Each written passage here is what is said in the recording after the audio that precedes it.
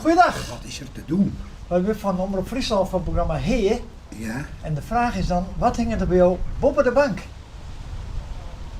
op de bank. Nou, kom er maar in. Oh, nou, die is Er daar. is een rotzooi in hoezie, hè. Oh ja? Ja. Maar dat vinden wij net zo slim. Dat is allemaal hoe ze renoveert. En Oh. ik ben in de zin van de trap vallen. Oh. En dan zit ik met Steven Eck. Oh. Nou, kom er maar in. Ik moet alles nog voortellen hier. Hiemig. Ja.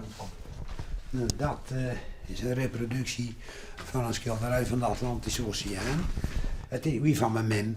En ik ben er wel aan het hechten. Maar jou bent dus van de trapfoon. Ja. Maar en waarom moet je dan de boel verbouwen? Of ben je Nee, dit is net mijn eigen huis, dit is van de Winterbouwvereniging. En er zijn bouwvakkers in de zomer in het huis geweest. En ik moest alles aan de kant helpen.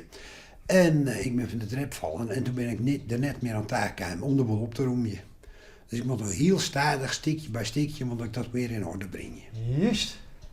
En ik ben maar begonnen met de tuin, met dat akelige gers. Ja. Dat is het slimste van alles. Hij Ja, heeft een gas. ik had 2 keer een tuinbedrijf in Skekel in Matten en dat kost een proteïeld. Ja. Maar hoe zou, wat is het probleem met gas dan? Ja, dat is nog, het groeit eruit.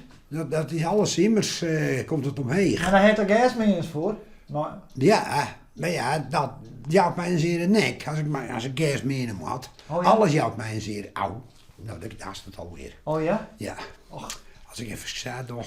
och, dus je moet je heel lucht houden. Ja, En dat is al je, omdat je van de trapfoon bent. ja. En waarom loopt er een reddingsboei?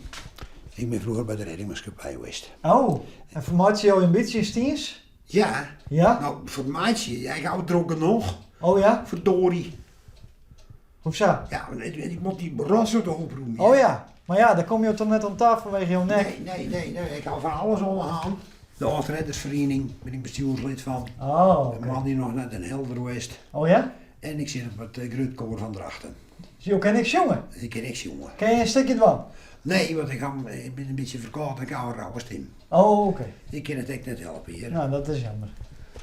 Maar ik ging net met de auto naar de boys hier. Ik ging altijd rennende. Oh ja? Want ik vind het zo flauw om voor dat liefste stukje in Oh ja. het auto zitten te kennen. De meeste mensen denken, die boodschappentas is zo zwaar. Oh ja. Het is zo aan het lopen.